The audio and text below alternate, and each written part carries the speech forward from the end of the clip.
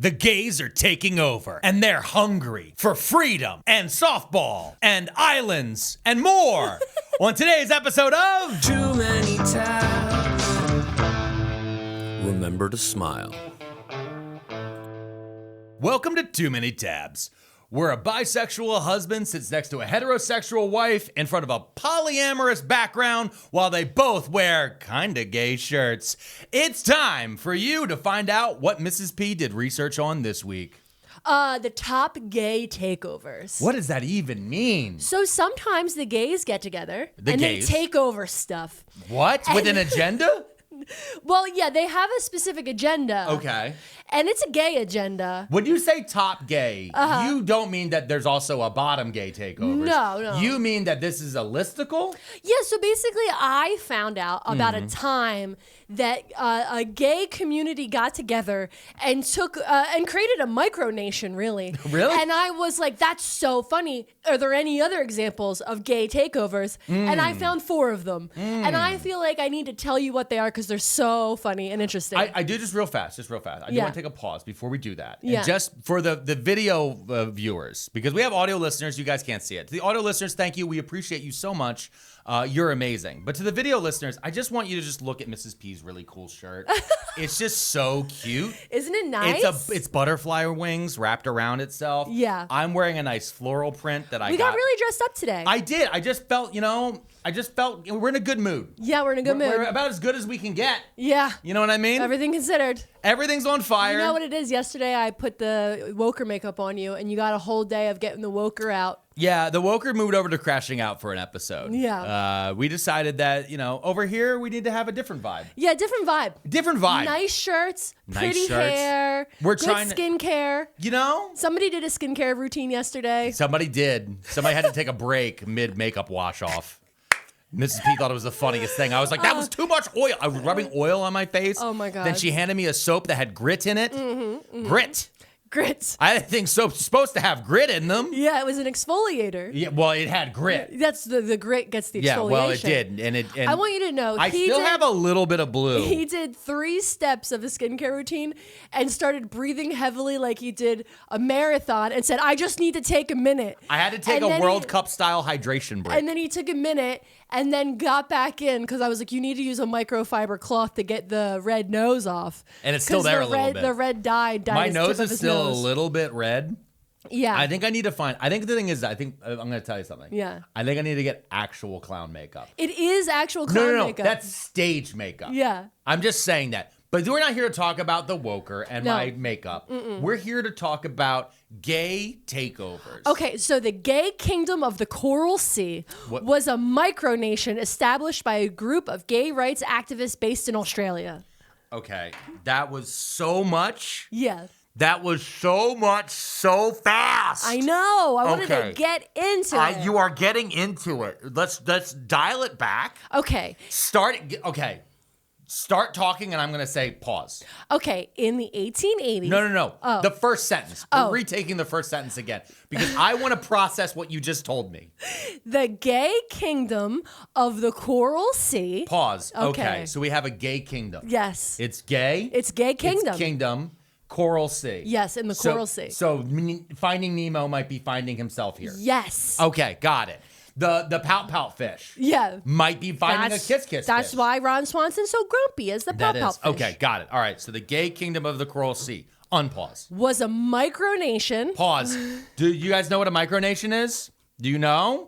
Because this is an oil rig, right? This is not an oil rig. Okay, because sometimes billionaires find an abandoned oil rig and then they declare that it's its own land. But they do that. But a micronation is I think it's like sub 100 people. Yes. Something like that. And they're usually just like tiny little islands and they're like, nobody controls me. Yes. And that's what this is. Uh-huh. Okay, unpause. Established by a group of gay rights activists based in Australia. Pause again. Okay, so it's a gay Australian island kingdom. Yes. All right. Are we all set? Are we all ready?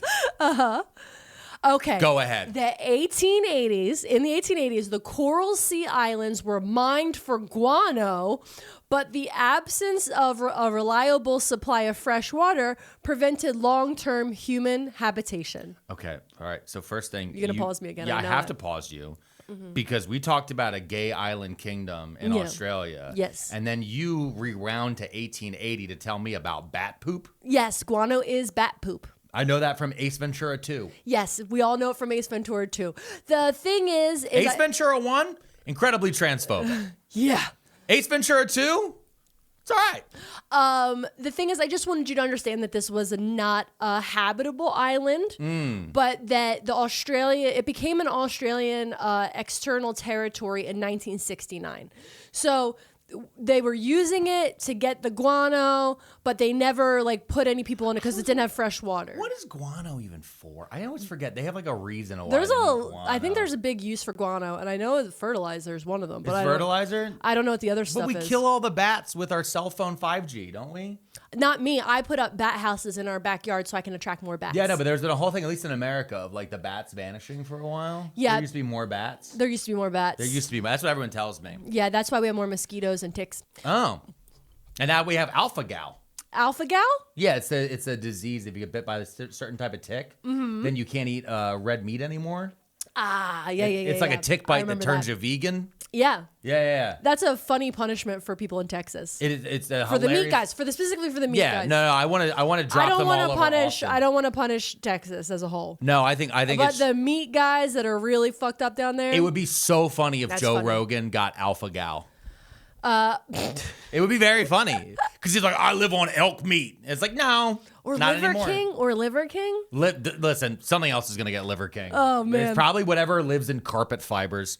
Okay. So all right, let's fast forward. We have to fast forward. I am so sorry. I've already derailed this show so much. In 2003, during the Brisbane Gay and Lesbian Pride Festival, gay activists, believing that a proposed change in the marriage laws, in particular the government's plan to amend the Marriage Act so as to prevent homosexual couples who were married overseas to have their relationships recognized, they felt that they were losing their rights to be treated equally because this would affect hospital visits, adoption, IVF treatments, etc. So they all got together at the Brisbane Pride Festival. That was in 2003. In 2004, the government introduced this bill to Australian Parliament. So the people have been talking about it on the news. You know how it is. Yeah. And so the activists see this bill coming down the pipe. Yeah, exactly. And they're like, we got to figure out some way to counter this in a productive manner. Exactly. So this government bill is actually passed in September of that year, and it codifies the heterosexual definition of marriage. Okay. So the activists decide that based on the law that is called, quote, unjust enrichment, which means if something is unjustly taken, compensation must be made. And with reference to international law, which states that, quote, oppressed people of overseas territories have a right to self-government and self-determinations, the activists claimed, quote, territorial compensation by establishing an independent gay state, claiming the Coral Sea Islands as their territory. Okay. All right, I like this. Yeah. So this is like an Occupy movement. Exactly. So we're occupying and then we're declaring ourselves a gay nation. Exactly. I love this. This is a great idea. On the 14th day of June in 2004. Oh, wow, on Donald Trump's birthday. Yeah. Okay. At the highest point in the Coral Sea, Emperor Dale Parker Anderson sailed a ship named the Gayflower. And the activists raised their rainbow pride flag on the island, specifically Cato Island, and declared the Coral Sea Islands an independent gay and lesbian state. Okay, so I have I love this. Okay. But at the same exact time, they are colonizers. So Yeah. I don't know. Oh, what? Against bats and bat poop? Yes, bat poop. They're bat poop colonizers. I love that Dale declared himself emperor. Emperor Dale. He actually doesn't declare himself emperor, but I'll get into that. Okay, but I just love the idea of an Emperor Dale. Didn't we used to work with a bartender named Dale? We did. Yeah, that guy sucked. He had Graham Plattner energy. Like every Graham Plattner story comes out, we're like, oh, Dale. Oh yeah, that's Dale. That's Dale. Yeah, we both worked with a bartender named Dale, and we're always just like, yeah, man, we get it. Your dad didn't think you were that cool. Yeah.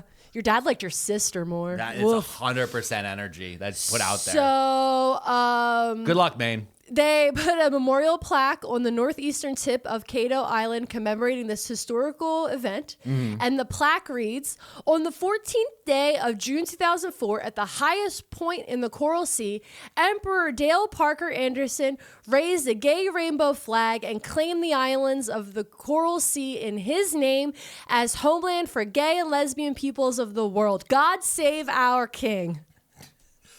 Okay, a couple of things immediately were confusing. One, he's an emperor, and they say, God save our king. But that's fine. But also that this is crazy because they basically created gay Krakoa, which is hilarious. Anybody's an X-Men fan just thought that was the funniest thing they've ever heard. But it's in the X-Men books.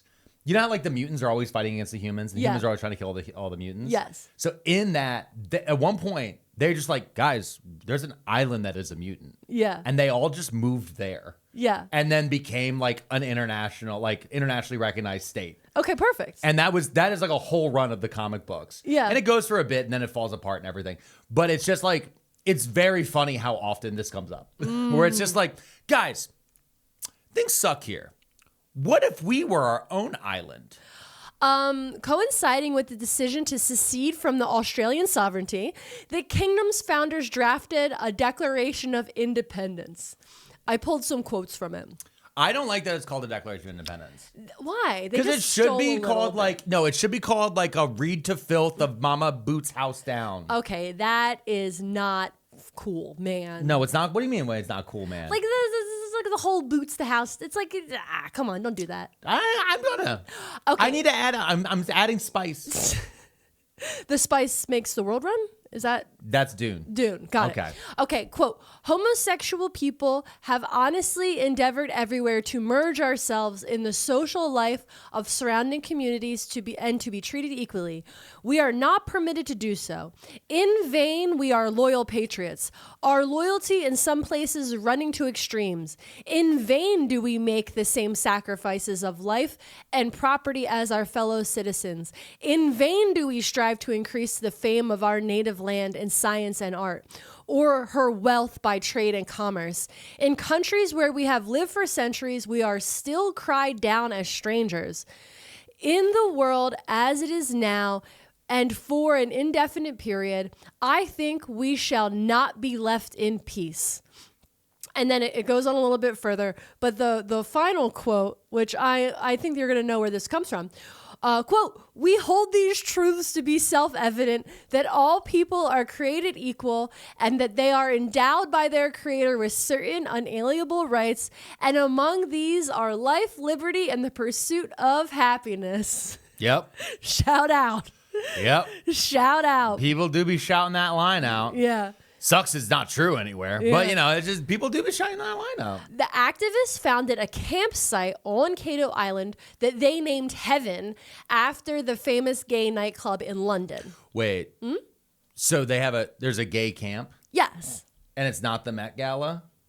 They would actually know how to do camp. That and the Met Gala, that was only one year's theme. And it was terrible. And no one knew how to do it. Except for Lady Gaga. Well, of course, it's Lady Gaga. But I'm just saying, I just remember. And Janelle Monáe. Janelle Monáe's outfit was incredible. Yes, but I just remember how every year that there's a theme at the Met Gala, and every year people miss it. Yeah. And I remember them really not understanding Karlie Kloss whatsoever. famously really missed it. Yeah. Well, yeah, and then the Catholicism one was really good too. I liked the Catholicism because everybody was like in a lot of jewels, and it was cool. Okay. Anyway.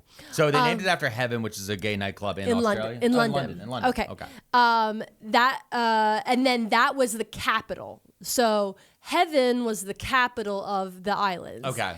And they had a national anthem, which was Gloria Gaynor's famous I Am What I Am. Okay. And they would play the Gloria Gaynor song as their national anthem. You know what's funny? So in the Puff episode, the Public Universal Friend episode that we did 2 weeks ago. Yeah.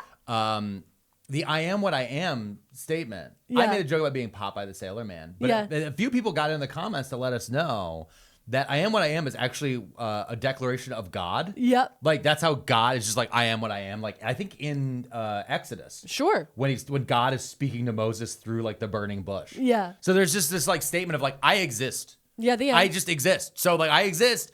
Stop trying to make it fucking criminal. Yeah, is I where exist. That thought The process end. is. Yeah. So the leader, Dale Parker Anderson. I like that they went with the I am what I am instead of I will survive. Yeah. I feel like the go-to is I will survive. No. It's not about surviving. No. It's about you being- are here. We are here and we are being who we are. Yes. We're here. We're queer. We're camping. The leader of the protesters, Dale Parker Anderson, was elected administrator of the territory and then declared emperor of the kingdom upon its independence. So everybody decided that Dale was in charge, which is very funny. Dale, so here's the thing. Dale already, just from the name alone, Yeah. does feel like the person you shoulder with burden. You know what I mean? He does feel like someone that like, Dale's looking around like, guys, there's no water. Yeah. How are we going to get water? Okay, I guess we'll make sure we have, I made sure we had at least 20 gallons of water. Yeah. It's like that sort of feel about Yeah. it, where it's just somebody who like, it's like. Dale's just responsible. Yeah. He's the responsible one. Everybody else is like, let's party in heaven. Yay! And Dale's like, guys, we really need to think We're about glamping. supplies. He's like, we're not glamping. We are literally guys, camping. did that bat touch you? You need to get shots. Yeah. Actually happened to a friend of ours. You have to get a lot of shots. Getting a lot of, he has to get 5 shots for rabies. I know. And he's Over only time. done like 3. He has another round or 2. Okay. So any person was automatically granted permanent resident status and immediately eligible for citizenship in the gay and lesbian kingdom of the Coral Sea Islands simply by being gay or lesbian. This is literally Krakoa. Just so you know, in the X-Men books, if you're a mutant, you're allowed to go to Krakoa, and they actually have a portal where if you don't have the X gene, you can't pass through, and it's a whole deal. That's smart. Yeah. I like that. Yeah, it's a thing. But yeah, this is insane. I love just like, are you gay? Welcome. Yeah. Come on in. Yeah. The kingdom issued its first stamps in July 2006 with the aim of creating a high and distinctive reputation among the philatelic fraternity. Philatelic is the people that collect stamps. I need to see this word spelled out. Let me see. Okay. Can you highlight it for me, please? Philatelic. Philatelic That's fraternity. philatelic. Philatelic? Okay. Okay. Philatelic, I'm Googling it, is an adjective. It's the collection and study of postage stamps. I know. No, it is. I've heard about the philatelic or Philatelic, that's a third different way to say it. well, there's a lot of different ways to say it. I just Okay. know that you pulled the Phila part because of Philadelphia. It's just very, I don't know. This is going to be one that's going to drive us crazy. Well, but let us know in the comments. Well, can I just pause real fast? Yeah. I love the fact it's already been 2 years Yeah. because it started in 2004. We're in 2006 now. Yeah. Because now in America, if this had begun, they would have crushed it. They would have brought in tear gas. There would have been rubber bullets. There would have been a whole thing about it. You would have only have heard about it from one little corner of TikTok over one weekend, 5 days later. That's just how that would feel. Okay. I'm just saying is like, this is great. They're issuing their stamps. They're issuing stamps now. I love that. Because stamps are a form of currency. The kingdom's website stated that tourism, fishing, and stamp sales were the only economic activities on the island. However, swimming, reef walking, lagoon snorkeling, bird watching, seashell collecting, and shipwreck exploring were all gay, government-sanctioned, non-economic activities. Okay, so you couldn't charge for those. No. They're like, no, these are forever. They literally had a create a commons. Yeah. Like these are all common. Yeah. That's amazing. Bird watching. You can sell stamps, but you're not allowed to charge for a bird tour. Yeah. Okay. In late 2016, the official website of the Gay and Lesbian Kingdom of the Coral Sea Islands added a link to point viewers to the website of the Equality Campaign, the organization which called on Australian voters to participate in the Australian marriage law postal survey, in which a yes vote would likely prompt the Parliament of Australia to enact same-sex marriage.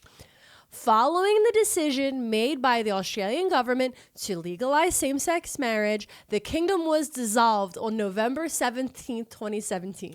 So they did a mail-in ballot. Mm-hmm. So it was a mail-in ballot poll to everyone in Australia. And that is how same-sex marriage was legalized in Australia. I believe so. Like that is what triggered. It's like a change.org petition. Yeah. They basically did a mailed change.org petition that then triggered a law in Parliament that then things changed. Mm-hmm. Man, if Australia wasn't full of like everything that'll kill you. Yeah, spiders and spiders, snakes. all that other different stuff. Really and also crazy like a jellyfish. 16-hour flight. I mean, you can sleep through that. Can you? Yeah. With a toddler? No, you can't. Exactly. Sleep with a toddler. I don't know. Sometimes I look around and I go, where are we fleeing to? I feel like they closed New Zealand. We're not going anywhere. I know. We're stuck. That's the thing. And we're stuck. And then you hear about stuff like this, like Australia, like they had their famously with their gun laws, like when they overturned all the guns in Australia, they had one school shooting and they're like, that's too many. Yep. And I was like, that must be nice. Yeah. Don't Debbie Downer us. I know, but Australia also has a lot of other problems, so I try to remind that. Yeah, what's one of their other problems? And they weren't great to the Aborigines. There's that. I was going to say they have a problem with how cool they are and their cool mullets. The people there really can pull off a mullet like nobody else. They can't say no. What do you mean? They say no. Oh, yeah, they bought Bluey, and now my friend's toddler says no. No. You know what we're not going to say no to? What? This next sponsor. We're going to say a big yes to this next sponsor. You deserve to wake up feeling like royalty. Feel like a king or a queen with Brooklyn Bedding. Brooklyn Bedding makes amazing mattresses for every body and sleep style, with cooling mattresses for hot sleepers and hard to find sizes. It's easy to find your perfect match using their sleep quiz. And we are obsessed with our Brooklyn mattress. And honestly, I would say, I mean, take my hand. If it wasn't for Brooklyn Bedding, I don't know if we'd still be married because it is such a good mattress. It helps us. We have the cooling one. I'm a hot sleeper. Yeah. And you don't like me freezing you to death with the air conditioning on. Yep. So the cooling mattress helps us there. It's a pillow top that's also firm. Yeah, it's great. It's great. Sometimes when we're falling asleep, I just go, thank you, Brooklyn Bedding. Yeah, it's insane how much we truly love our Brooklyn Bedding mattress. I would say we stand by it, but actually we sleep on it. All Brooklyn Bedding mattresses are designed and assembled in the USA. Eagle noise, eagle noise, eagle noise. Made with high quality materials in their Arizona factory. Brooklyn Bedding offers a 120-night comfort trial. If you don't love your mattress, swap or return it hassle-free. Go to brooklynbedding.com and use our promo code Too Many at checkout to get 30% off site-wide.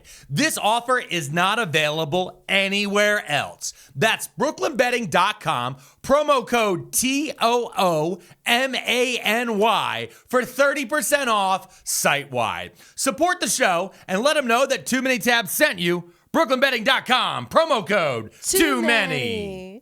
We just finished a sold-out show here in New York City, and the energy was amazing, Phil. It was great. You had a chant going. It got weird. It got fun. It got crazy. But we have more coming because we're going to be doing live shows in Seattle, Portland, Boston, Philly, San Francisco, Phoenix, Denver, Atlanta, Chicago, St. Paul, DC, and Pittsburgh. CrashingOutTour.com. Get your tickets now or check the link in both of our bios. And thank you so much to that sponsor. We enjoy your product greatly. And thank you to all of our Patreons at Pearlmania500.net who don't have to hear ads at all. That's true. Because they support the show.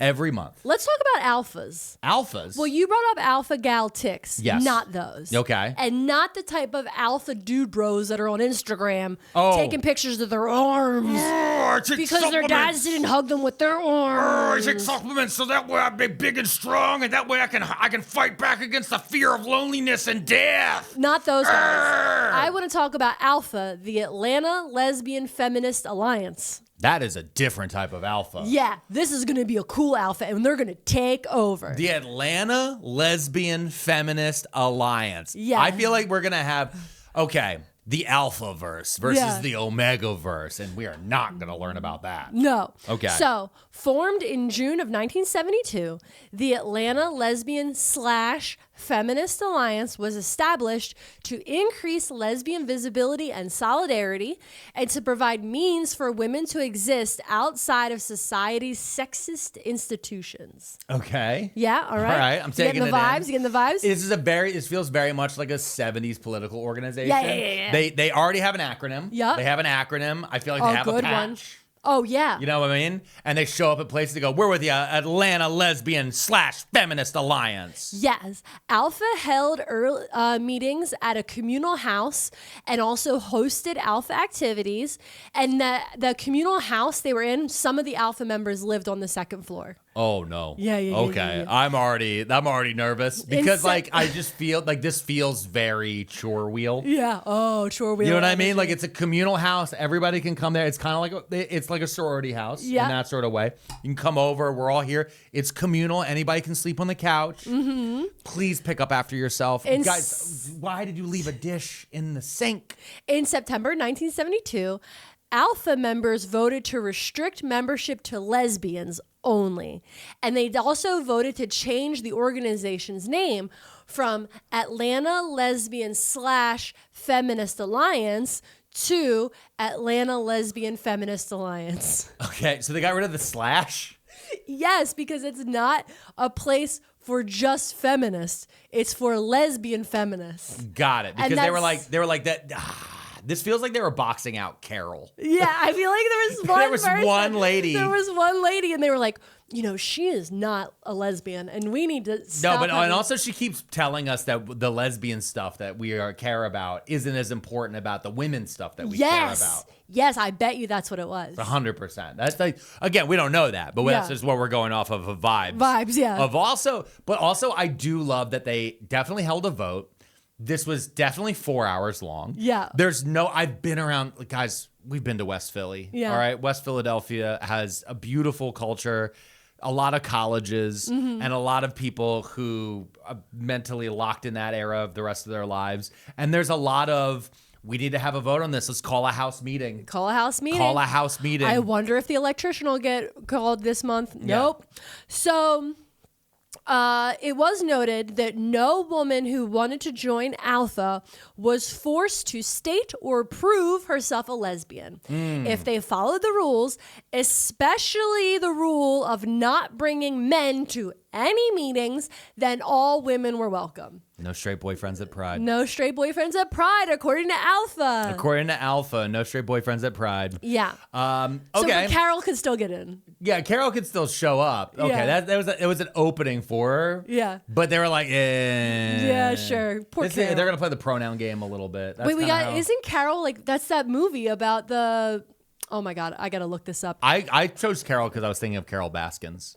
You were thinking of Carol Baskins? I was just thinking of somebody in the South who probably is like well-meaning but also kind of annoying. Yeah, it's a Carol is a movie, and I believe it's about a lesbian love. Yeah. With Kate Blanchett. Yeah, Kate Blanchett is in it. I remember this. Oh. And she's beautiful. God, Kate Blanchett's beautiful. Kate Blanchett's great. We love a Kate Blanchett. Okay, we also so- love a Tilda Swinton. I love a Tilda Swinton. I know. Oh my God. I know. So if anyone ever had to question me about my bisexuality, I just look at them and I go, Tilda Swinton. yeah. Oh my God. Yeah. I know who that is. Number one. And I think she's iconic. Yeah. Ugh. I think about her more than just being the ancient one from Doctor Strange. All right. Yeah, weirdly, Tilda Swinton is supposed to be an old Tibetan man. Okay, ALFA's goals included building a library for lesbian literature and publications. The organization also joined with political and civic organizations in Georgia to pressure state lawmakers to ratify the Equal Rights Amendment, which the United States Senate passed in 1972. Now, let me just take a quick sidebar about the ERA, the Equal Rights Amendment. The Equal Rights Amendment met the constitutional threshold of 38 states when Virginia ratified it in January 27th of 2020. However, the amendment's official status remains heavily disputed.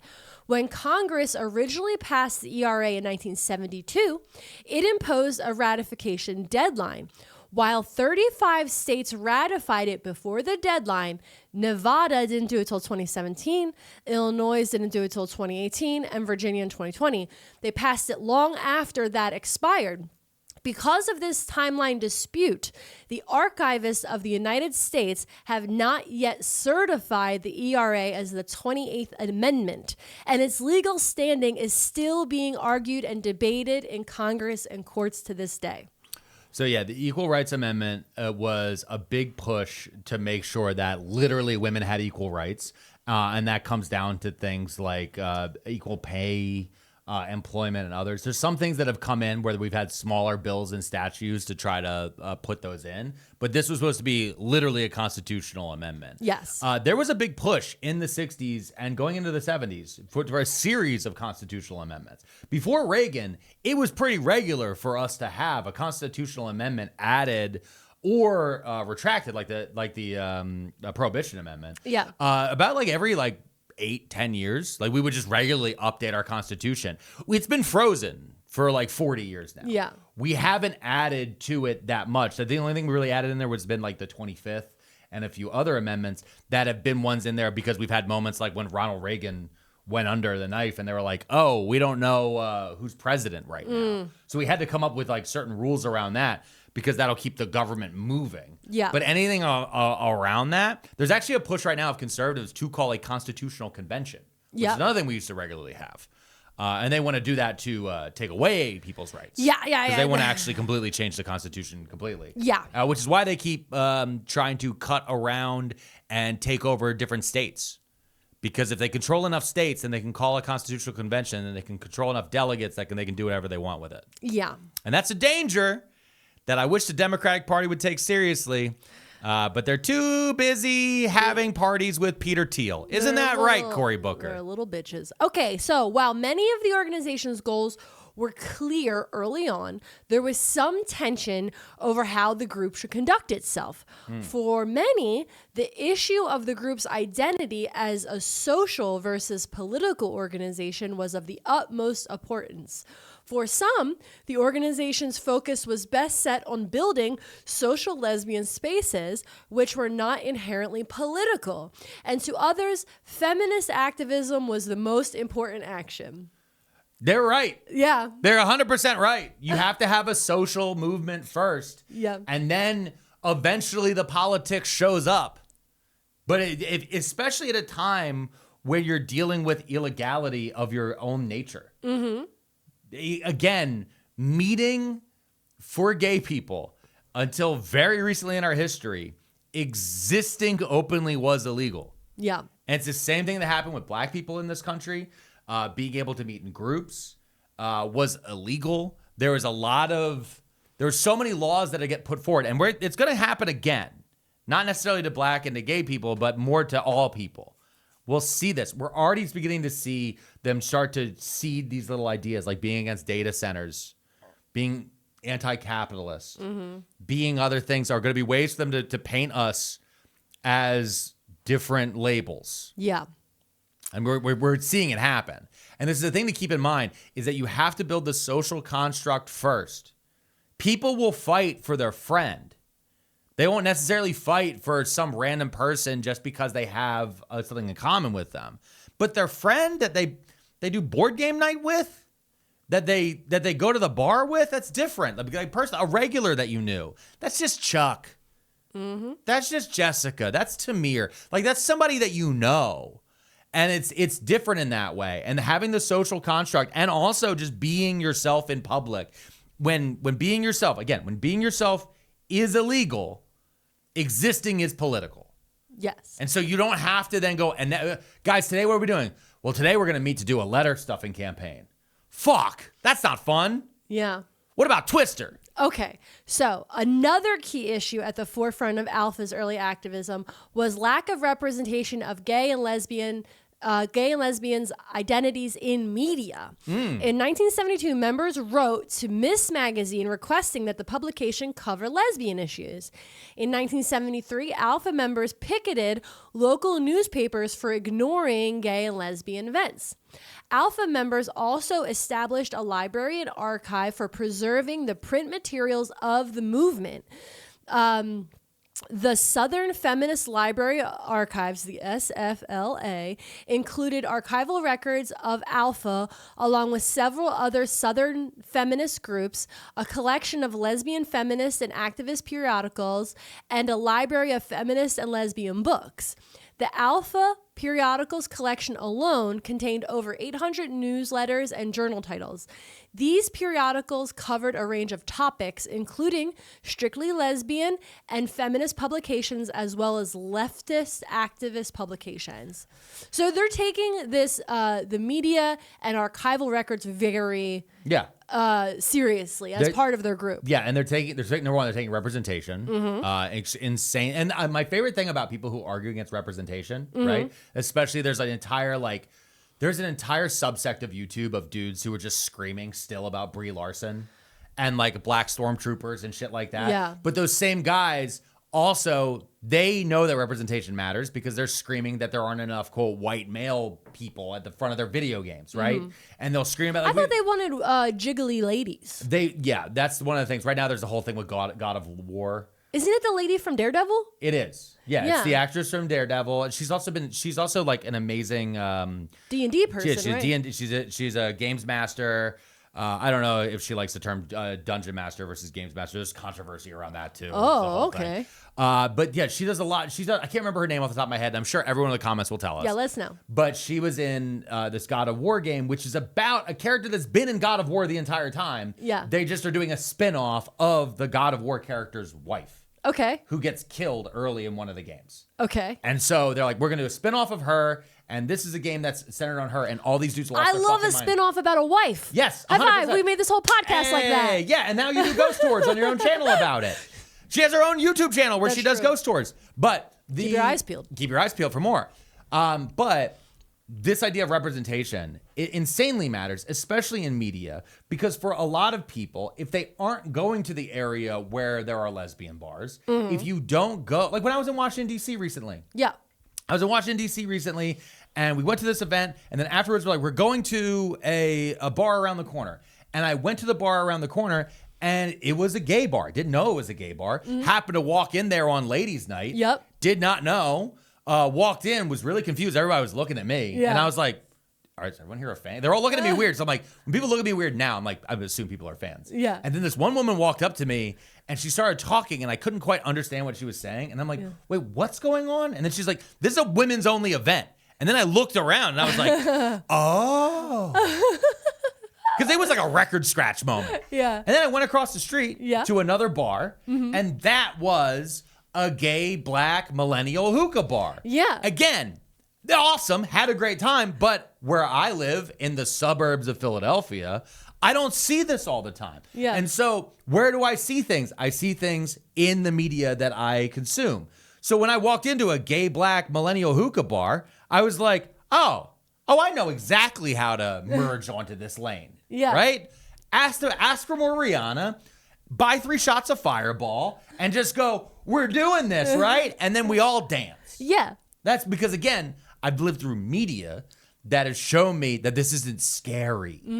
Because a lot of media, especially when it came to lesbians and gay people, I'm thinking about the moment in Police Academy for gay men.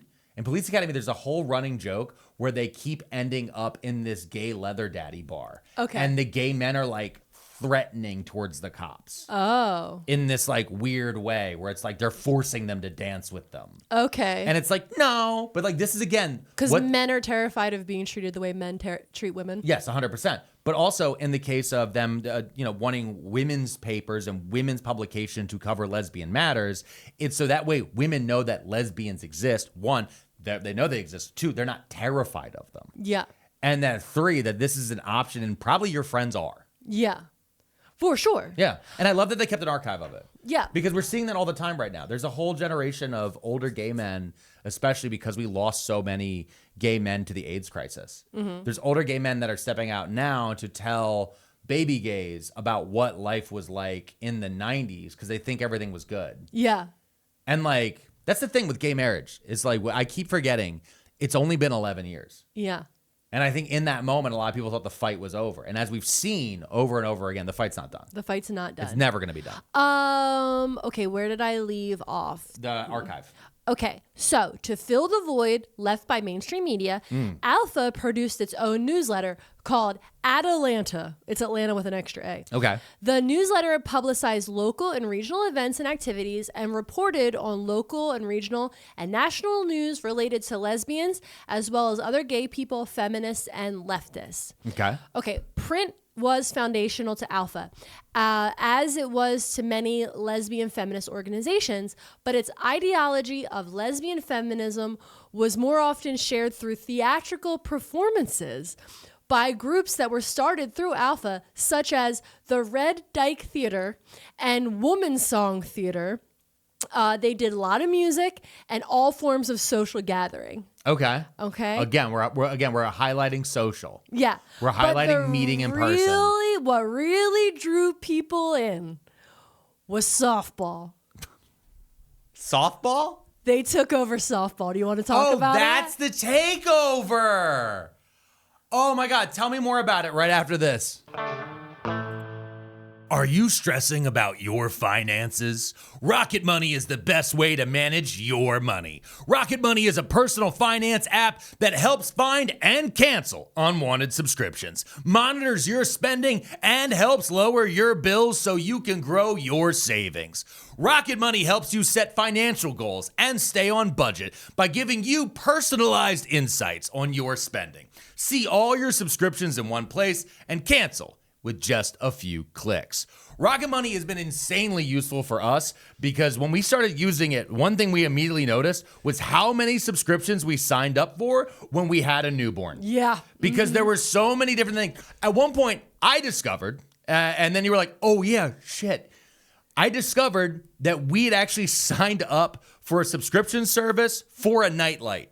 Did not even realize we thought we did a trial, thought we had canceled it. Turns out we didn't. Once Rocket Money was able to pull that out and show it to us, we were like, oh my Lord. Rocket Money's dashboard makes it simple to manage checking, savings, loan, and investment accounts across all of your different financial services with a clear view of your finances all on a single screen. Let Rocket Money help you reach your financial goals faster. Join at rocketmoney.com/TMT.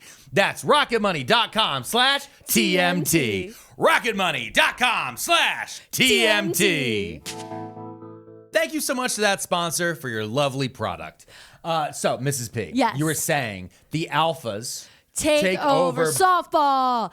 ALFA established the Alpha Omega softball team in 1974. Oh no, the Alpha Omega? We are in the Omegaverse. The Alpha Omegas. Okay, they entered the City League, and the team's approach was expressly egalitarian. Any woman that wanted to play, regardless of skill, played. Okay. Playtime was divided equally. I don't know about that. I don't know about that. Playtime.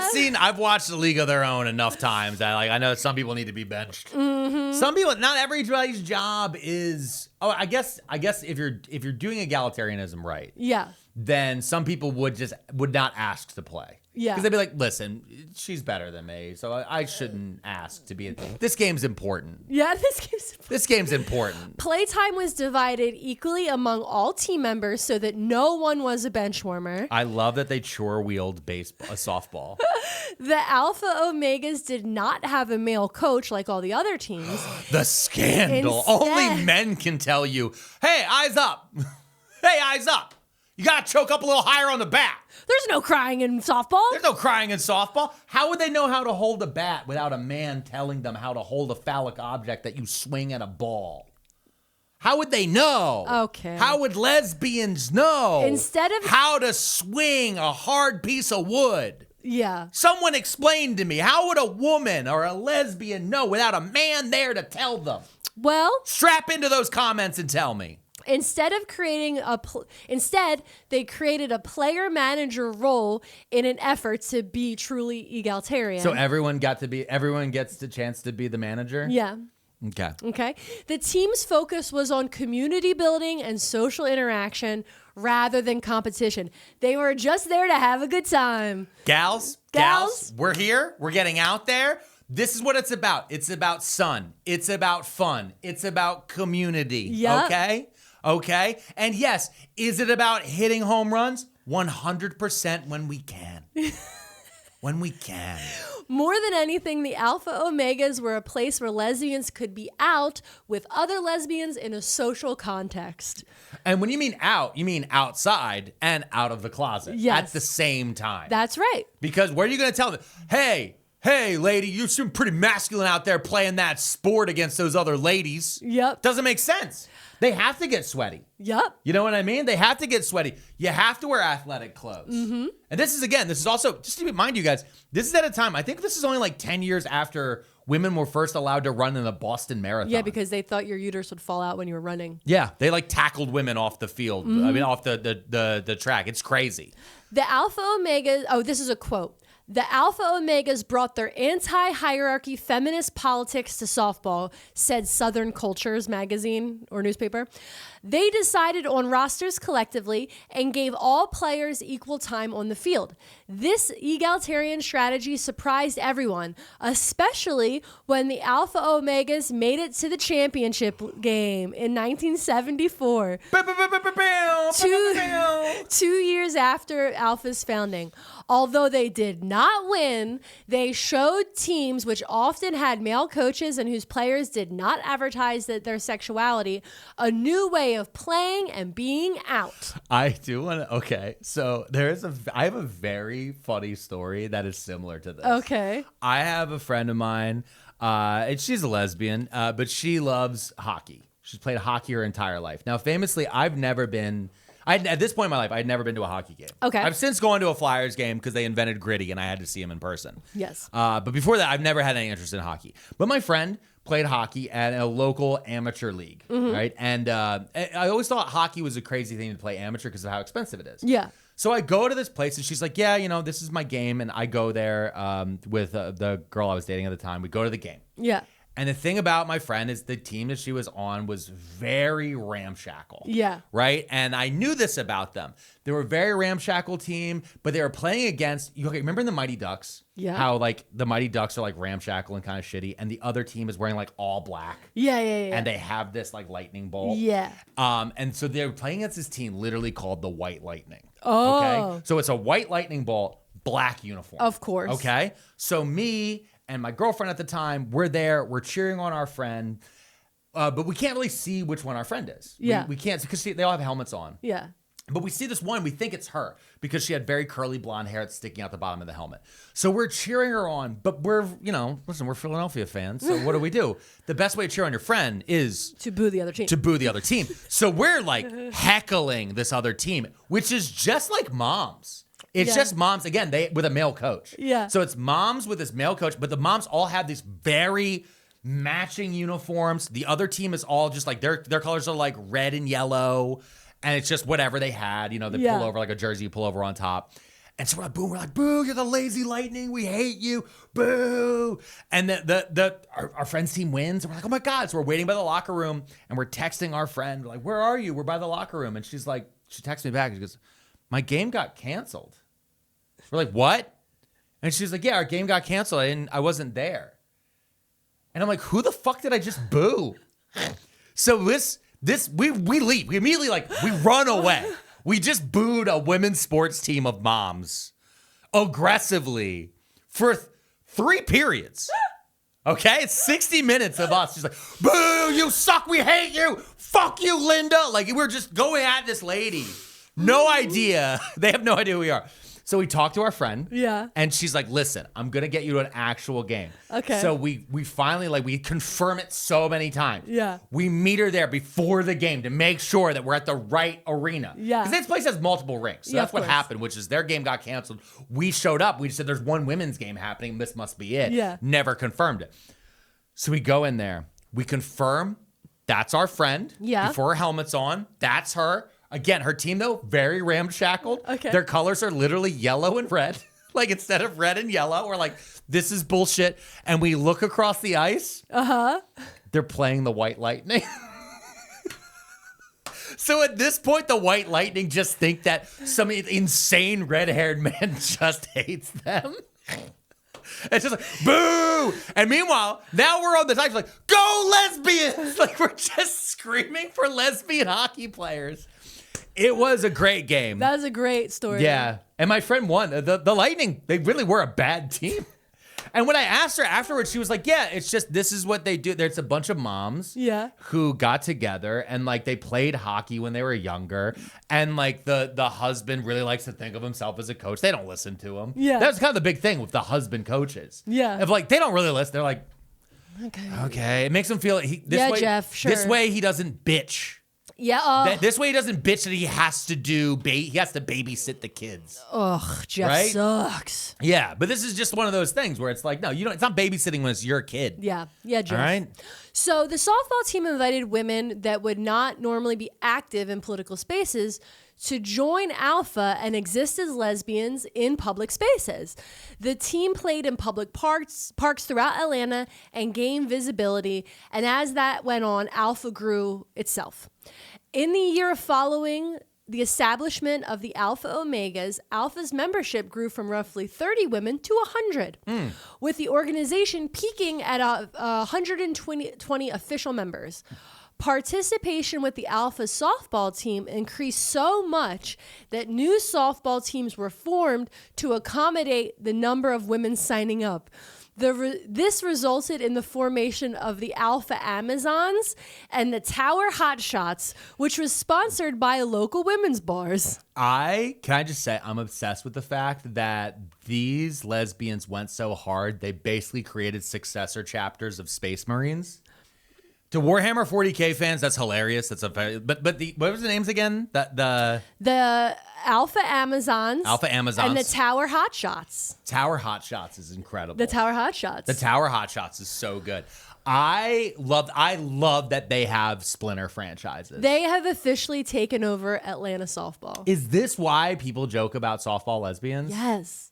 Because culturally, the Alpha took over softball in Atlanta, which is the capital of the South. Which is the capital of the South, and it became a thing where people knew that lesbians played softball. Yeah. And that's why people now have this undercurrent joke that they say, like, oh, well, she must be if she plays softball. Yeah. And it's like, this was a way that they took over this when the real social action, aspect. the real action's in rugby. Whoa. All right. Whoa. Real action's Listen, over there in rugby. All right. Tackles. Tackles. That's what I'm saying. They lift each other up by their butts. Yeah. That's crazy. That's wild. I love it. It's also funny because all sports are gay. Yeah. All sports are gay. It doesn't matter what sport All you pick. things are gay. Everything can be. Because gay people exist in all formats and all parts of life. Yeah. So everything is gay. It's not just softball. Everything is gay. Everything. Okay. Atlanta's Everything is wrestling. Everything is politics. Everything is gay. That's the shirt. Stop making merch out of everything, okay? No. Everything isn't merchandising. Are you sure? Because Oh, no, I just made a new shirt. Are you sure? Everything isn't merch. The shirt. Coming to a episode description near you. This is Alpha's co-founder, Vicky Gabriner, wrote in a 1976 article, quote, Atlanta's women's liberation was too straight. And the Gay Liberation Front was too male. We ran onto the field, most of us with our hairy legs and hairy armpits, sweating in the sun, exercising our muscles. Softball made us feel more powerful because we were learning how to use our bodies as physical instruments. Yes, exactly. Yeah, everyone forgets that this is during a time, the 70s is during a time of women's liberation as well. Yeah. There's so many things happen so rapidly in the late 60s, early 70s of sea changes culturally and societally. And the boomers are still fucking mad about it. Well, not only that, but that's how you ended up with the backlash. And the backlash was Reagan. And again, guys, remember, gay marriage gets legalized in 2015. Donald Trump runs for president. We're living through a backlash right now. The question is going to be of what we do as these, you can see them. You see them every single day. More and more of them are trying to pretend that they aren't a part of it. Yeah, the pendulum's going to swing back. Yeah, and what we have to do when that pendulum is already beginning to swing back, we got to climb across that bitch, put on Miley Cyrus, and come in like a fucking wrecking ball. Yup. All right? That's what we got to do. Are you ready? Are you ready for it? To quote Taylor Swift. ALFA continued functioning through the 80s, but by the 90s was struggling to maintain relevance as more and more lesbian and feminist organizations filled in gaps once solely occupied by ALFA. In 1994, ALFA officially disbanded, donating the bulk of their archives to the library at Duke University. Oh, come on. I was rooting for you. We were all rooting for you. Duke University? How do you heel turn at the last minute? You heel turned on retirement? What the fuck? We gave it to Duke? They donated. UGA is right there. They donated the book to the David M. Rubenstein Rare Book Manuscript Library. They also were. I mean, I guess, okay, all right. I guess giving it to like a book pervert is fine. Oh, no, I have to get. No, you can't burn our gay books because these are rare. They're like, rare. That's literally going to be their argument. Yeah. That's going to be the argument as they're going to be as safe Pete because they're rare. Hegseth comes marching in at Fahrenheit 451, a book that he's never read, but he probably thinks fire engines are cool because he likes sirens. He's like, yeah, sirens. Like when they play, when we start doing shots of Bacardi 151. That's why I like Fahrenheit 451. That's how Pete Hegseth's stupid brain works. ALFA was one of the longest functioning lesbian feminist organizations in the United States. They don't last that long then, huh? No. That's crazy. But we could always start one. We can't. I mean, we could help. We could help one. By listening to this podcast. You can get start in the one. Comments. You get in the comments and start your own lesbian/feminist and then drop the slash. Drop the slash. Drop the slash. It's incredible. You know what else is incredible? What? Wink, wink, nudge, nudge. This next sponsor. It's easy to get overwhelmed when it comes to supplements. Blueprint cuts through all that noise with their new longevity mix. Instead of a cabinet full of pills, Blueprint's longevity mix is one scoop mixed into water. That's it. With science-backed, data-driven ingredients, Blueprint helps support energy, cognitive performance, that's your brain, mood, Yup. focus, sleep, Yup. and healthy aging. Yeah, that sounds great. Blueprint is third-party tested for purity and toxins like heavy metals. You can see the results and everything in the supplements on their site. Science-backed, precision dose, no BS. For a limited time only, our fans get 20% off plus free shipping at blueprint.brianjohnson.com by using code TABS at checkout. That's code TABS at blueprint.brianjohnson.com for 20% off. After you purchase, they will ask you where you heard about them. Support the show and tell them Too Many Tabs sent you. What are we going to talk about next? Twitter. Oh, no. Oh, no.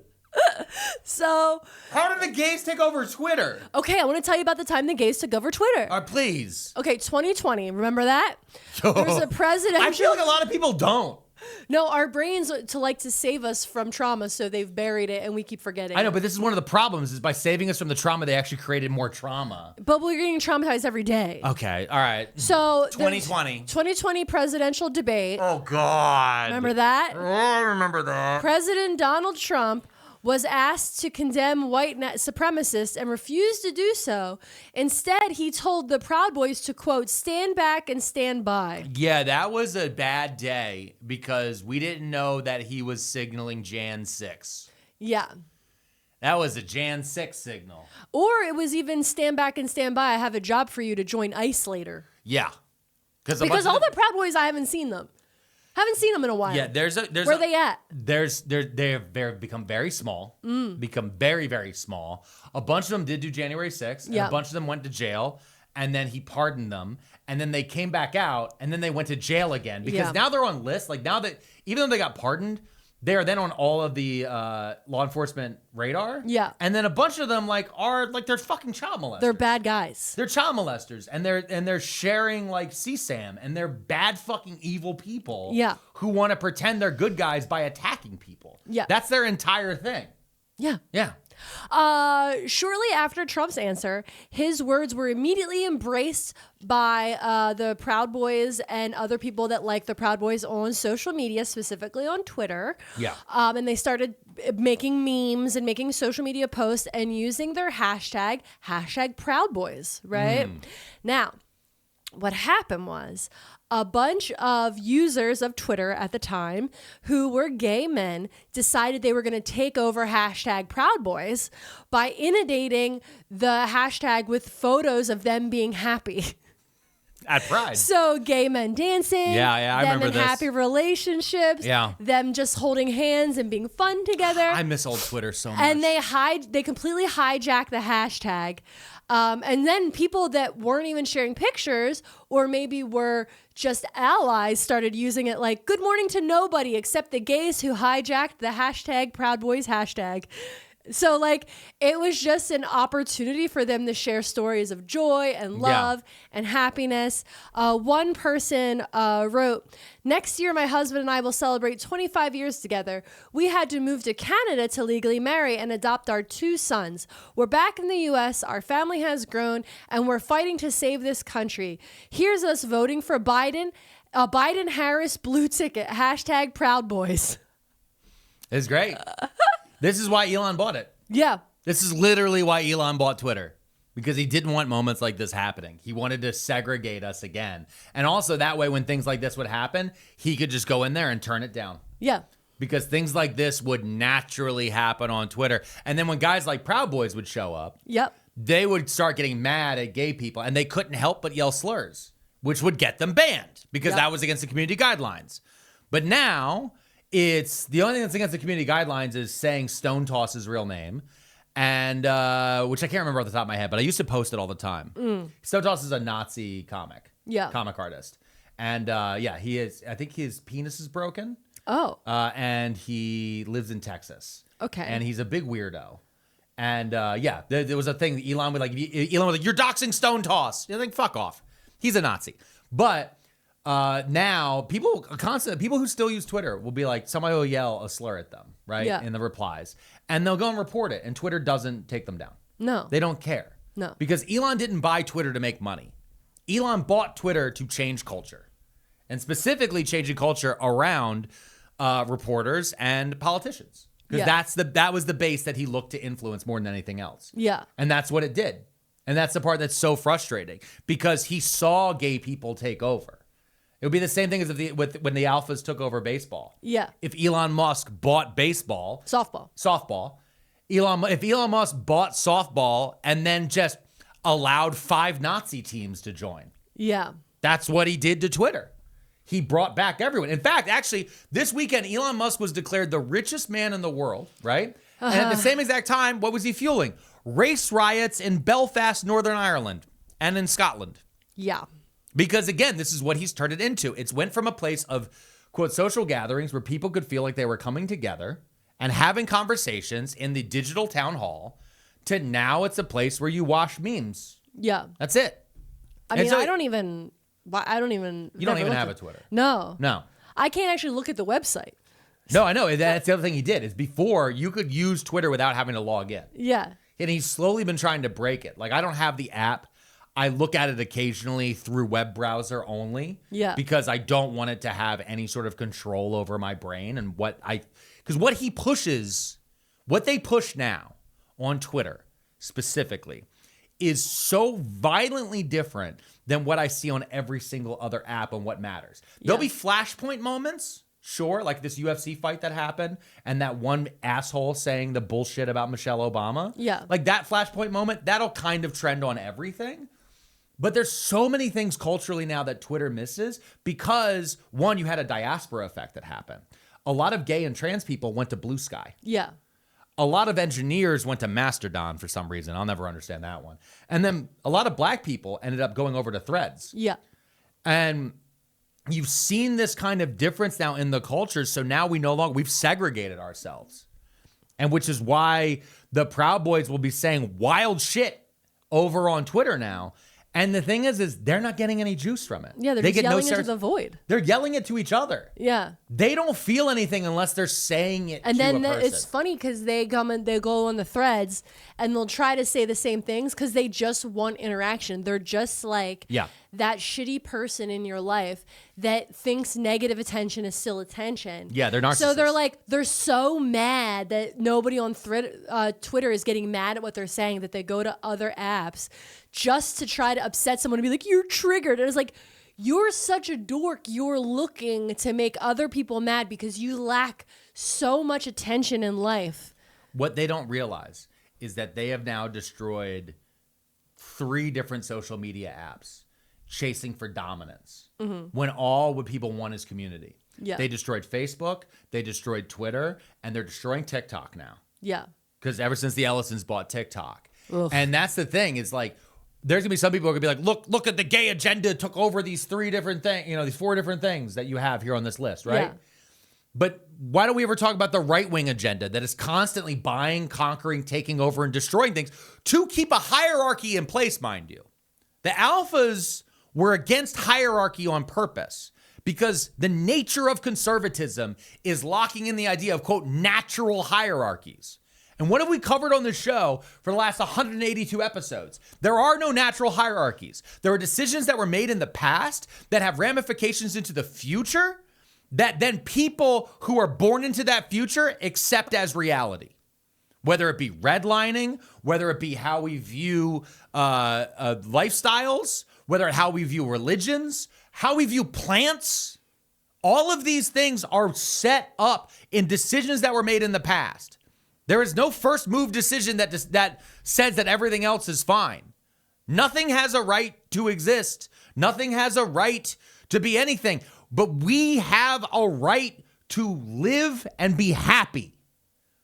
And that's the part that drives me fucking insane. Yeah.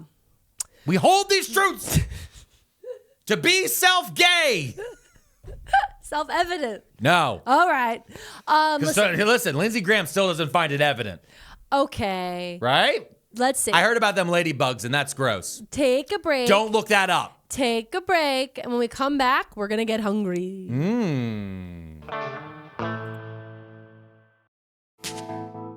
All right, Mrs. P. It's time for the grand finale. What did the gays take over? Number 4. Hungary. Like being hungry? No, Budapest. Okay. Oh, the nation of Hungary. Yeah. The gays took over the nation of Hungary? Yeah, so I got to tell you about it. Okay, please. Okay. March 18th, 2025. That was very recent. Very recent. The Hungarian parliament voted in favor of a bill which bans holding or attending assemblies that violate the law on protection of children, which forbids promoting or displaying homosexuality or gender change to persons under the age of 18, therefore banning pride parades. Okay. That was a lot to unpack. Yes. Real fast. Go ahead. Fuck you, Ron DeSantis, because this is what he based a lot of his shit on.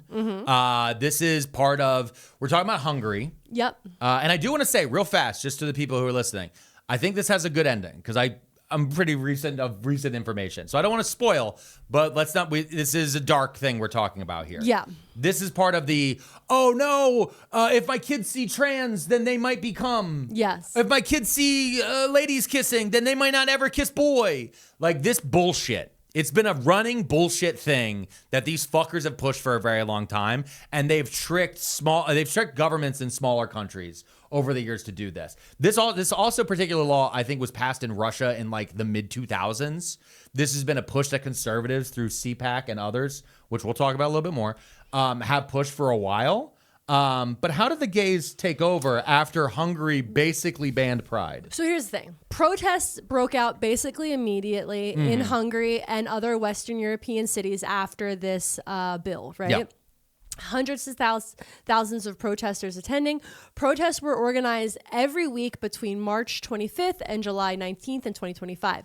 Now, I would say I need to go back in time a little bit because this wasn't the first punch thrown. Yeah.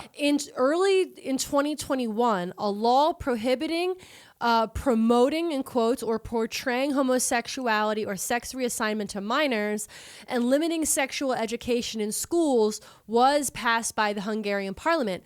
The bill sparked outrage both nationally and internationally for equating LGBTQ plus people with pedophiles. Yes, because how dare you compare gay people to the President of the United States? Yes. One of the country's biggest book distributors, Lira, was fined 32,000 euros for violating the law.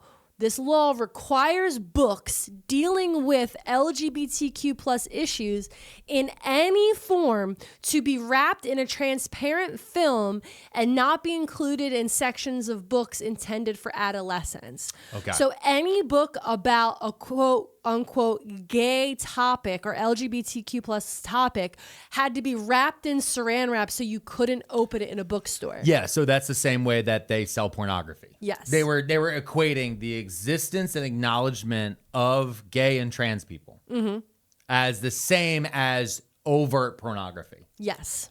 That's just to be clear, because like I know a lot of people haven't bought physical porn in a very long time. There was a very long when you used to go to certain bookstores that they had the magazine rack that had porn on it. Often they were bagged because they didn't want weirdos to go grab them and thumb through them in the middle of the store. Which they would. For sure. I've seen dudes do that in the library. Oh, can I tell you a crazy thing? Actually, there was a bookstore near here. They had a porn issue a long time ago, which they didn't notice. They had a bathroom and they had porn. Okay. Some guy would go, and it had to have been a guy, was definitely going in there and with the magazine. Yeah. Reading it. Sure. Doing whatever. And then when he was done with it, he would put it in the drop ceiling. Okay. So he wasn't throwing it out. He wasn't destroying it. He wasn't stealing it. Okay. No, exactly. And the reason he didn't steal it is because these always had RFID tags in them to make sure it would ring the thing. Yeah. So what he was doing is he'd finish reading the magazine. Okay. And then he would open the drop ceiling tile and put it up there. Okay. Right over the toilet. All right. Okay. This happened for years. Okay. Years. Uh-huh. Until one day, the drop ceiling gave out. While somebody was using the bathroom. Somebody was just pooping. Somebody was in there, just sitting there pooping, and they got hit in the head with 1,000 Playboys. I would say that it'd be very funny if it was like a 13-year-old kid. Like a boy who's like, you know, when you're like 13, you're like suddenly you're like, oh, I want to see boobies, and then suddenly all this. Oh, that's like the monkey's paw. Yeah, he's just like thinking about like, man, if only I could see boobies, and then suddenly the tile in the ceiling breaks, and a wave of pornographic magazines comes flushing down upon you. I want you to know that's so funny. I want you to know in my head, because I never knew who it was. I got hit by it. In my head, though, it was always a little old lady. I always pictured like a little old lady. Why would she be in a men's room? It wasn't a men's room. Was it? No, it was a bathroom. Oh. It was a unisex bathroom. That's so funny. Yeah, it wasn't a men's room. Oh, it wasn't the stalls. Old lady in unisex bathroom is so funny. This is a local bookstore. I was picturing like a Barnes & Noble. No. This was a small local independent bookstore. Oh my God. Yeah. That's so funny. Yeah, Barnes & Noble they don't have drop ceiling. I don't know. Well, because Barnes & Noble is just horrifying. Every Barnes & Noble bathroom's the worst. The worst. No, this was just like a nice, like, 90s style, like, bathroom with a little fern in the corner. Oh my God. Men and women used it. It was cleaned regularly, but no one ever noticed that the ceiling tiles were saggy, and then one day it just collapsed. That's so funny. Yeah. But then the bookstore had a bunch of what would then be limited edition and vintage pornography that they could resell. So there you go. I don't know if they thought that far ahead. Oh, well, they're out of business now. So. Okay, so because of Jeff Bezos. And let's see, they wrapped the books. And then here's the thing. We're going back to Hungary now. We're going back to Hungary.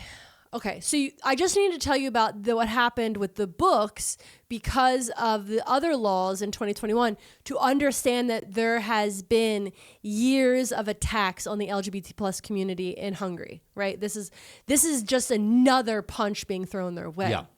So, on March 18th, the parliament voted banning basically Pride, right?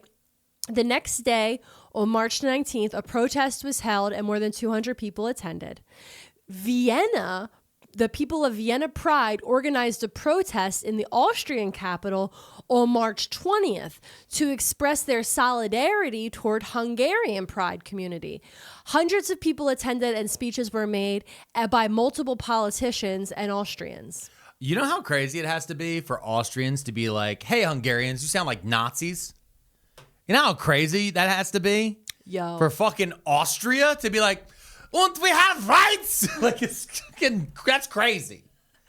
Another protest was set to take place on March 25th, but the police rejected the request for permission to hold the protest at the place due to disrupting traffic. It was near this place called Elizabeth Bridge. The police provided a different location nearby. So the people have their protest, and thousands of protesters gather, multiple speeches were made, and then the protesters walk and block the bridge. Yeah. Because fuck you. This is actually, now again, going back to Florida. Yeah. Florida has a whole thing about if your protest blocks the road, it's immediately an illegal protest. Yeah. Which is horse shit. Illegal protest doesn't make sense as words. Illegal protest, there is no such thing as illegal protest. Protest shouldn't be legal, right? Like it's inherently supposed to be against. The bullshit with permitting and more is bullshit. That's my general view of it. Obviously, the cops are going to say and do whatever. Yeah. Especially if because their whole thing in this case is just like, no, we just don't want anybody. We don't want anything. They're like, oh, well, they don't want to fill out fucking paperwork. That's this is the thing: is they're like, oh, this is a designated free speech zone. That implies that everywhere outside of that zone, you don't have free speech. Yeah. Also, if your concern is that the protesters are going to block traffic, then yeah, the protesters are going to block traffic. That way, people know that they're protesting, or else they're just driving past something and they're not looking to the side to read in their signs. Like this is the thing, and I know I've heard people, I've heard people all the time, like, I can't believe that protesters block traffic on like a highway or something along those lines. I understand. I do understand. Yeah. But it's also bullshit. The way that they have these things set up, and like, there's going to be traffic regardless.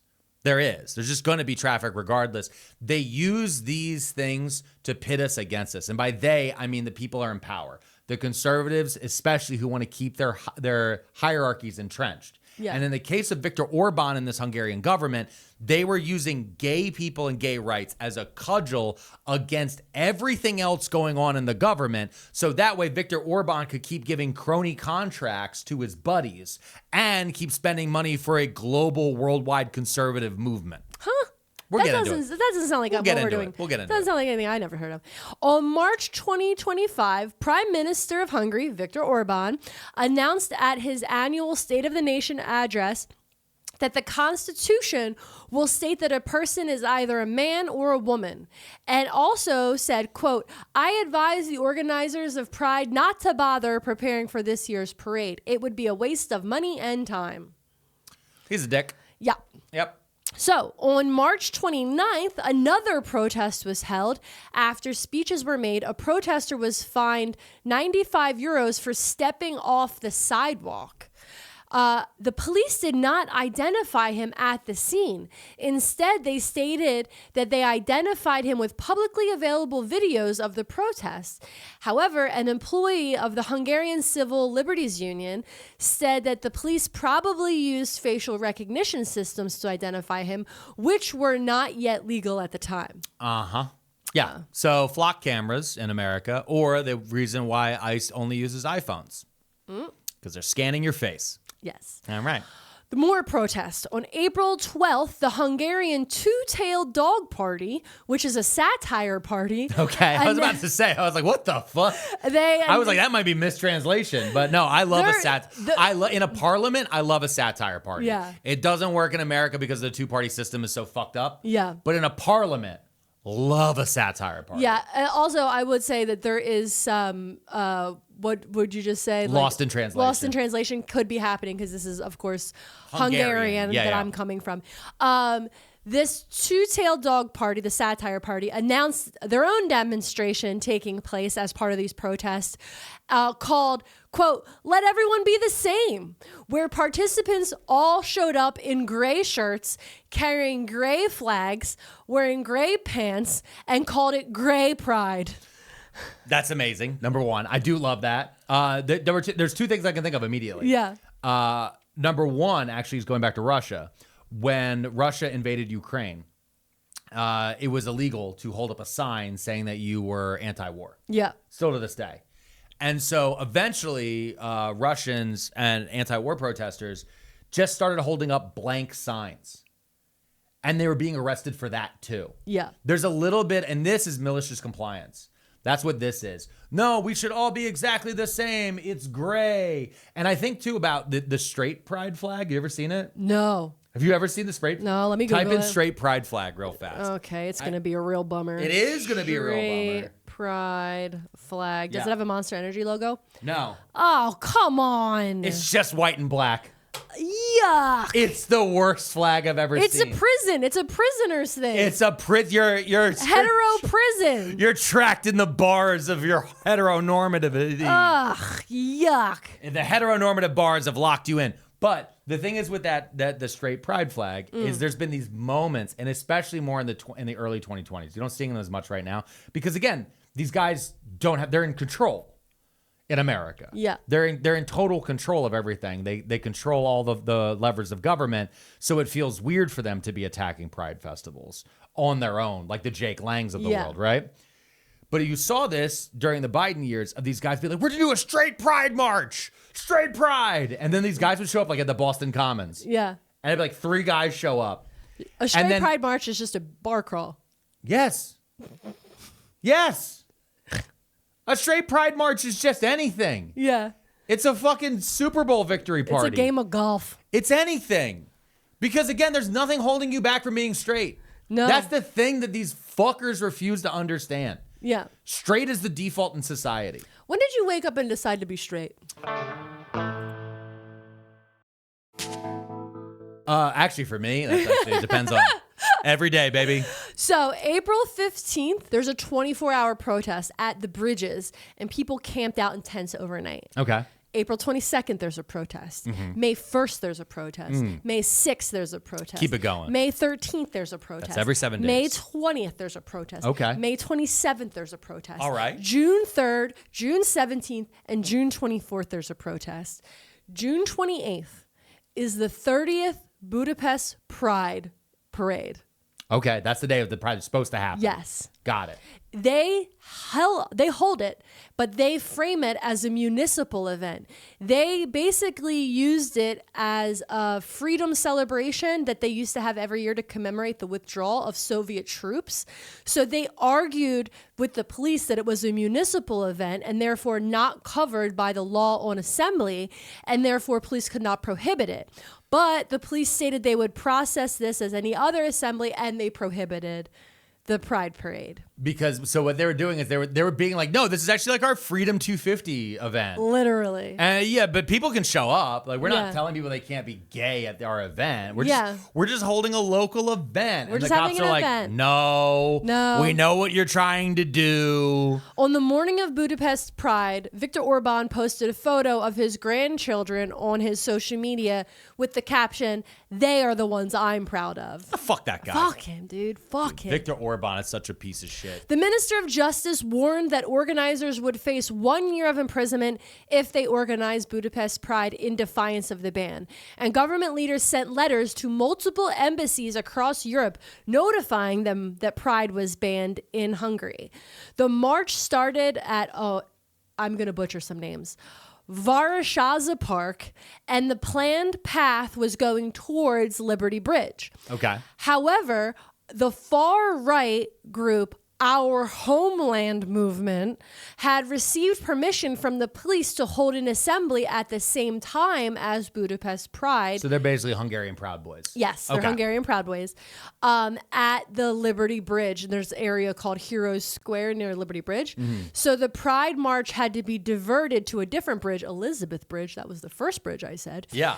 It is, and then someone was quoted as saying, "It is interesting that police say that neo-Nazis can protest, but the freedom-loving people cannot." Wow. You know, it's the same. We have a similar thing happening in this country right now. What? Yeah, in Ohio, the FBI raided a bunch of voting rights activists. Mm-hmm. And then in Minnesota, the FBI and DHS just raided a bunch of legal observers from all the events that happened in Minnesota in January. In Minneapolis, yeah. Yeah. Because it's illegal to stand up for your rights. But if you're a Proud Boy, you can get a mask. Yeah. And you can go into the streets. Approximately 200,000 people showed up Can't arrest them all. For Budapest Pride. Couldn't arrest them all, could you? In the prior year, 35,000 people attended. So 200,000 people, many first-timers, held banners mocking Viktor Orban. The organizers said participants had arrived from 30 different countries. Mm-hmm. Many attendees stated that this Pride March was not just the protection of sexual minorities' rights, but also the country's democratic future. Yeah. The Pride Parade became the country's largest anti-government demonstration in years. And this is important because I think that there's so many groups that are canaries in the coal mines that, again, if they can do it to them, they will do it to everyone else. Yes. And this is a thing we've been screaming for a very long time. In America, traditionally, it's been black people. Mm-hmm. They've been trying to pivot that more to trans people, so that way they can try to, by they again, I mean conservatives, can then try to carve off a little bit more of black voting power because they'll convince black people that trans people are actually, they're trying to put trans women inside the locker rooms. Uh-oh. Trans women are trying to come inside their locker rooms. You should vote Republican. Oh, we got just enough of them, and now we can get rid of black voting rights.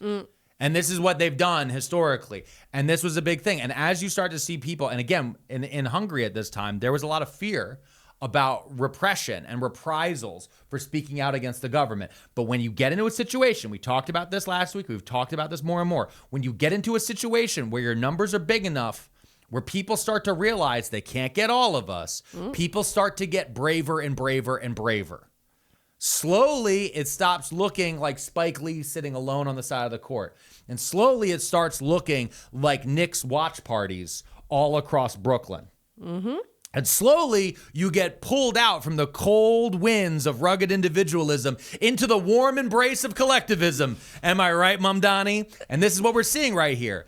It's Viktor Orban screaming, "You can't be gay." And it's all these people from all across Europe screaming, "We can be whatever the fuck we want, you goddamn tyrant." Literally. MEP Rasmus Nordquist was quoted as saying, "Altogether, we made it very clear that attacks on freedom and constitutional rights are unacceptable. At a time when democratic freedoms are under pressure, today's Pride was a powerful reminder that united action can overcome authoritarianism and hate." MEP is a member of European Parliament. Vola Tsetsi is the co-chair of the European Green Party, and they said, quote, despite Viktor Orban's far-right government's attempts to suppress the event, the Pride March stood as a proud testament to democratic resistance in Hungary and across Europe. This year's Budapest Pride became a beacon of hope. And a real quick note for everybody, European Greens are not associated with the American Green Party or Jill Stein. She can go fuck herself forever. Fuck you, Jill Stein. Fuck you hard. You're a big part of this.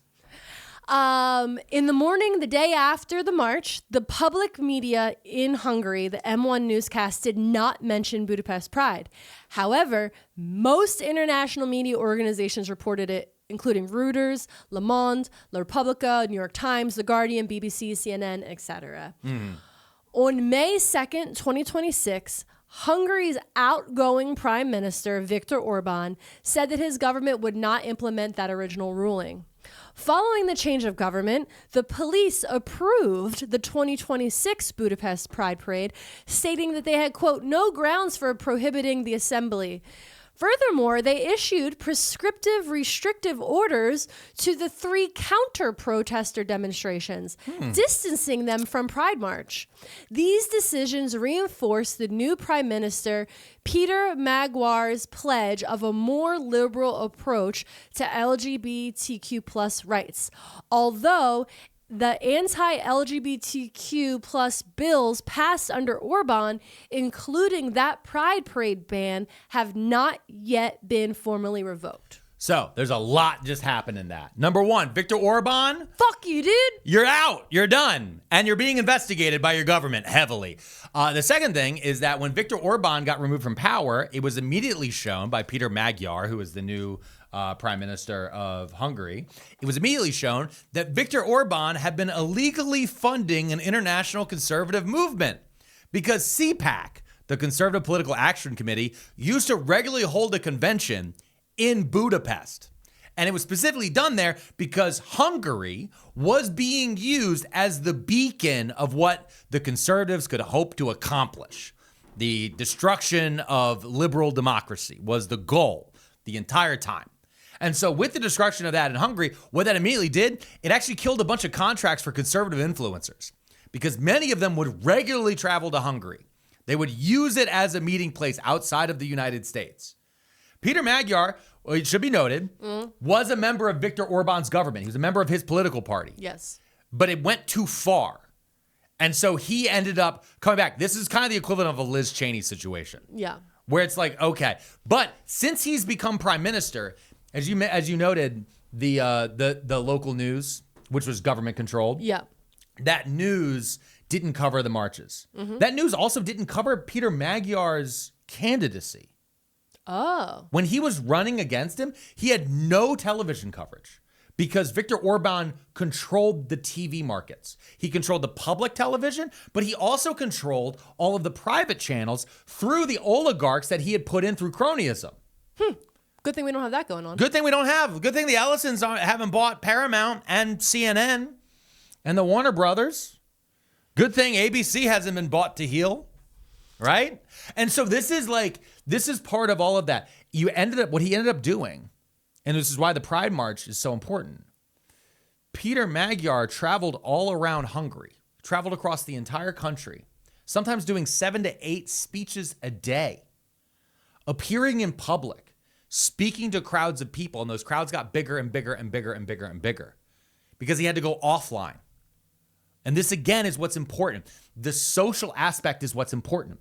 And as people started standing together in fields and in town squares, they started to realize, oh, a fuck ton of people hate Viktor Orban. Oh, a fuck ton of people don't like the direction this is going. Oh, a fuck ton of people are really sick of this goddamn corruption.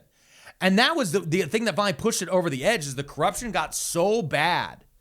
The reprisals were one thing. The repression was one thing. But the overall corruption of the entire system and some faulty contracts and some things that really got down to like horrifying shit. Yeah. That's what finally broke people. But remember, that resistance doesn't begin with the Peter Magyar stepping forward. That resistance started in Pride, stepping forward and saying, you targeting trans books, you telling us we can't carry a flag down the street. Yeah. It's always going to be the first groups they come from is where you're going to find the pride that the nation needs to hold. Because the ones that have the least backup, the least amount of allies, they're the ones who are going to have to scrap it together first and fastest. That's what I hope you've been learning from Mrs. P's research this month. Because this is a story of hope. This is a story of struggle. But more importantly than anything else, it's a story of victory. Well, Mrs. P, any final words for other people out there who've been listening, liking, subscribing, watching, and commenting? Have a great week, guys.